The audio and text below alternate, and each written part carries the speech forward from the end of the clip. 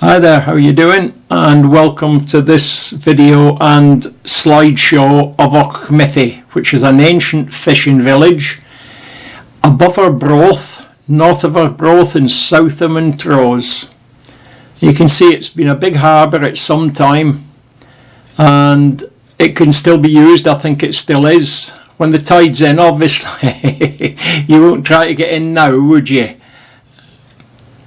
You can see it's got a nice area there, and there's mooring at the side, and this is the cave system. It's been undermined by the sea and created caves that you can actually walk through. I'll walk through that one there that you can see, come out the other side.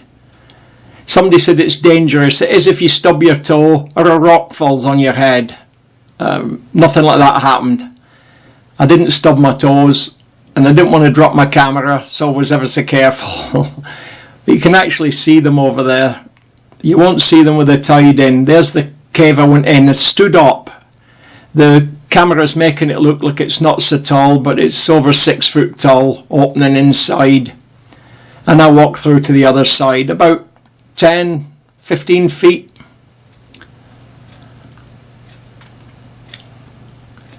That's me on my way in, but it was too dark to do justice to the video, so I didn't. I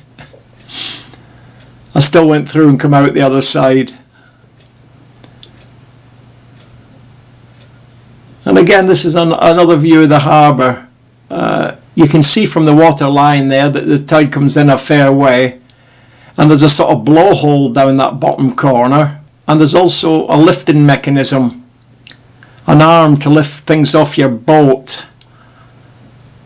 And that's the actual entrance, and you can see the slot in the stones where they've obviously used gates in the past during the winter months. And there's a clear run down there, which I've seen kayaks and canoes going in and out, and a couple of rowing boats over the years have been going down. Now this is looking north, and you can see there's still a cave system there, so at times, sometime the sea's been up here, but it doesn't come up that far anymore. And there's a boat out there lifting all the creels. It's one company that does it, and locally they're not very much liked. I don't know why. Local politics I don't get involved in. But apparently they're meant to be caught catching salmon with the wrong nets, or leaving the nets out and the salmon died in the nets, and I don't know. This is what I've heard. I can't say it's true, I don't know. That's a view back to the harbour and the cliff system. The day I went there, there'd been a landfall and the road down was blocked completely, and the steps down were half blocked. So no chance of driving down. I walked down the steps with a pal and got this video. Now you can see the tide's in. Obviously I visited the place twice in 2 days. I did not wait 12 hours for the tide to come in. It's on the way in, and you can see now you could just sail into the harbour as long as you didn't have too much of a draft on your boat. And the cliffs there, the caves that I used are now covered in water. And you'll see, here's a photo of another boat dropping his creels off the back. Look at the speed they go down at. Now that was about 6 feet high, that pile, when I first seen the boat.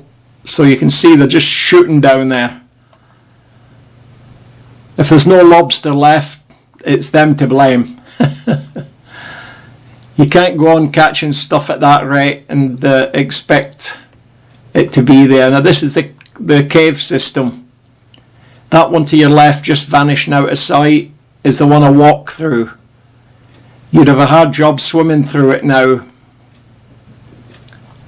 And the other ones, during a high tide and a freak storm, you get the water runs under there, so it's all undermined.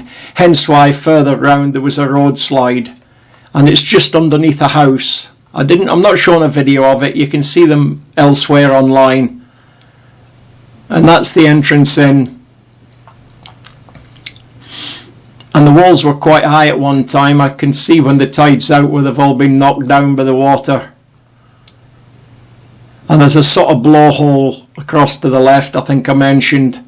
And I had a bit of an experience there this trip. It's in that opening there. And there's another fishing boat. No creels this time. Don't know what's going on. Probably fishing. That's tied out again.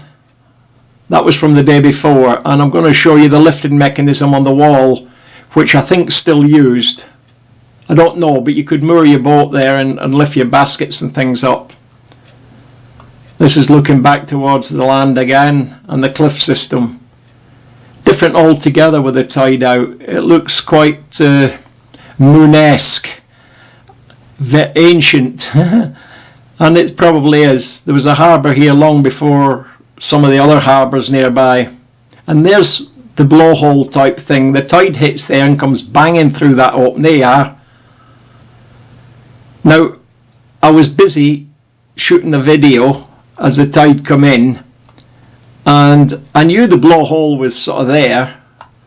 Oh, you'll see in a minute anyway. There's that boat again, and here's this blowhole.